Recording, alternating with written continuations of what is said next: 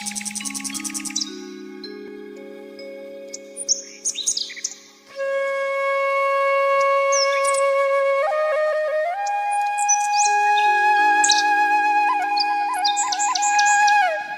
श्री राम मित्रों, राम रावण युद्ध का एक प्रसंग है। युद्ध काल में लक्ष्मण और मेघनाद का युद्ध होने वाला था। प्रातःकाल लक्ष्मण जी धनुष बाण हाथ में लेकर युद्ध भूमि में जाने को तत्पर होते हैं। तो प्रभु श्री राम कहते हैं कि भाई लक्ष्मण, मैं जानता हूं कि आज के युद्ध में तुम विजयी होगे और मेघनाद का शीश काट डालोगे, लेकिन भाई ध्यान रहे, मेघनाद एक पत्नी व्रत का पालन करता है और उसकी पत्नी सती सुलोचना इस पृथ्वी लोक की श्रेष्ठतम सती है। इसलिए मेघनाद का शीश कटकर पृथ्वी पर ना गिरे, हमारी सेना के बीच ना गिरे, नहीं तो हमारी संपूर्ण सेना ही नष्ट हो जाएगी और फिर यह युद्ध जीतने की हम आशा नहीं कर सकेंगे। लक्ष्मण जी ने शीश नवाकर कहा, जैसी आज्ञा प्रभु। दोनों महारथियों के बीच पूरे दिन युद्ध होता है और लक्ष्मण जी की ओर से छोड़ा गया एक बाण मेघनाद के शीश को धड़ से अलग कर देता है।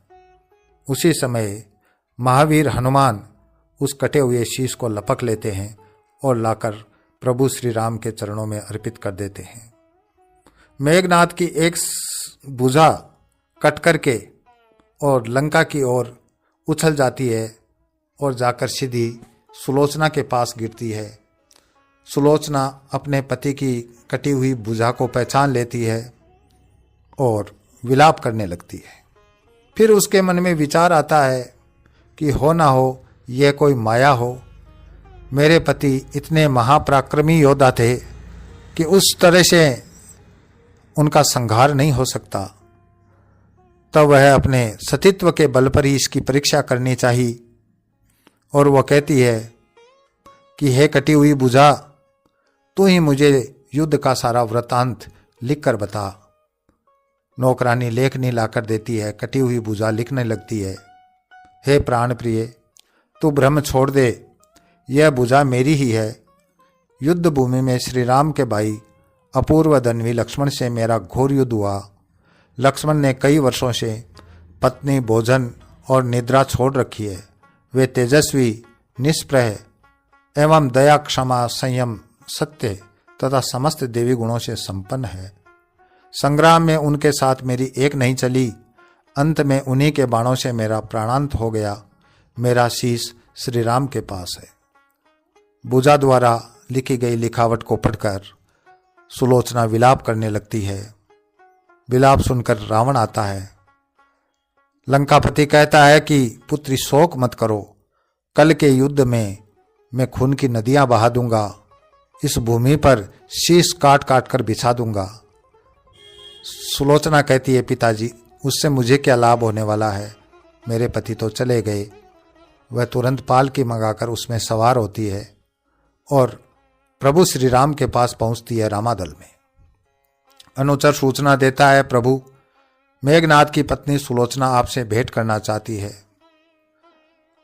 भगवान श्री राम सुलोचना के सतीत्व से परिचित थे। वह आगे बढ़कर स्वयं आते हैं। कहते हैं, देवी बोलो, मैं तुम्हारी क्या सहायता कर सकता हूं, मैं तुझे क्या दे सकता हूं। सुलोचना ने कहा, प्रभु यदि आप मुझ पर प्रसन्न हैं तो मेरे पति का कटा हुआ शीश मुझे दीजिए, मुझे उनके साथ सती होना है। और वानर समूह जो वहां का दृश्य देख रहा था, उनके मन में ऐसा संशय आया कि लंका से चलकर यह सुलोचना सीधी प्रभु श्री राम के पास आकर अपने पति का कटा हुआ शीश मांगती है। इसको क्या मालूम पड़ा इस चीज का कि शीश प्रभु के पास है। वानरों के मन का संशय अंतर्यामी प्रभु जान जाते हैं। कहते हैं कि यह सतीत्व के बल पर संभव है। सुलोचना कहती है कि युद्ध का सारा वृतांत मेरे पति की कटी हुई भुजा ने लिख कर बताया। वानरराज सुग्रीव कहते हैं यह असंभव है। एक निर्जीव भुजा कैसे लिख सकती है। प्रभु कहते हैं वानरराज आप जिद नहीं करें, ऐसा संभव है।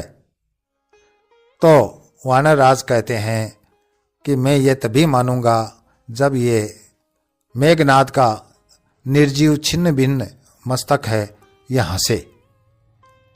और उनका शब्द पूरा होते ही सुलोचना ने कहा, यदि मैं मन वचन और कर्म से पति को ही देवता मानकर उनसे स्नेह करती हूँ तो मेरे पति का यह निर्जीव छिन्न मस्तक हंस उठे। और सुलोचना ने अपनी बात पूरी नहीं की उससे पहले ही उसके पति का कटा हुआ सर जोर जोर से हंसने लगा। और वानरों ने सतीत्व की महिमा को पहचाना। प्रभु ने तुरंत ही उसके पति का कटा हुआ शीश मंगवाकर उसको अर्पित कर दिया।